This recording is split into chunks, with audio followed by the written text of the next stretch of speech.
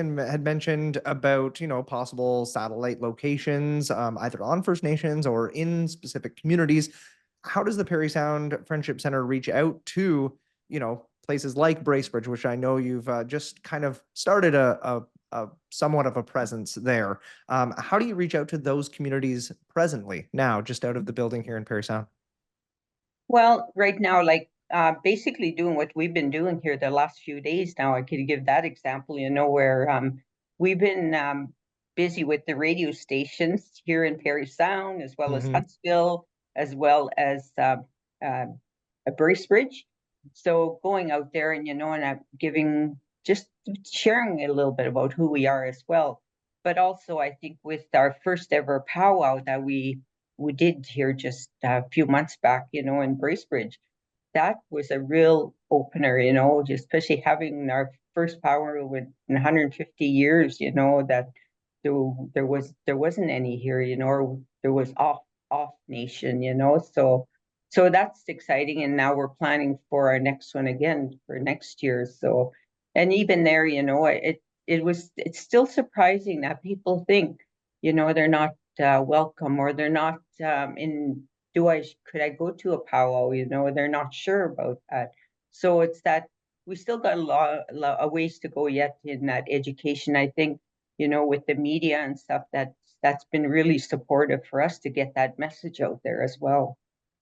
And a good example to back that up, Dolores, is probably our restorative justice program.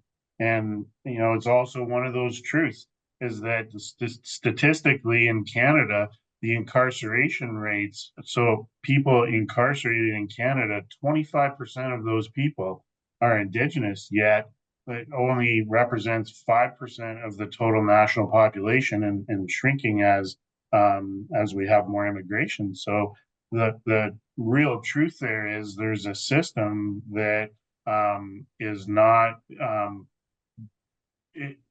it's not offering equal opportunity to justice. Although we would like to think it does, we know it doesn't. And so we have a court worker today as part of that program who's sitting in a court on the other side over in Sundridge.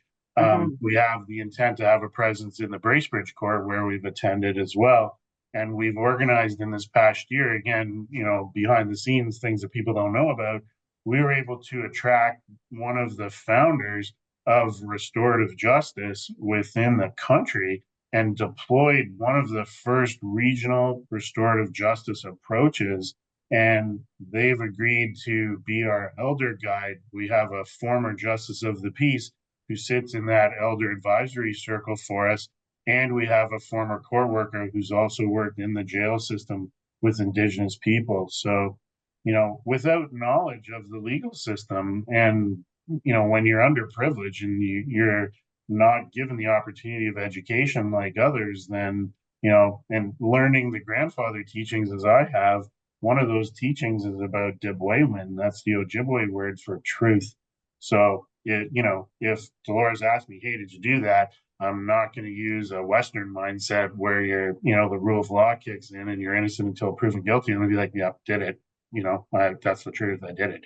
So to follow the culture kind of disadvantages you in the Western legal system. So there's a diversionary program where we can help people pre-charge or during the court process to offer them support. And that is a directly written one of the 94 recommendations in the Truth and Reconciliation Commission is about diversionary programs into restorative justice, where we take you into a circle environment and we administer justice so that people can maintain integrity and offer a way out. And we actually have both people, the person who's been hurt and the person who's done the hurting, there together. And there's ways that we can bring that relationship back together.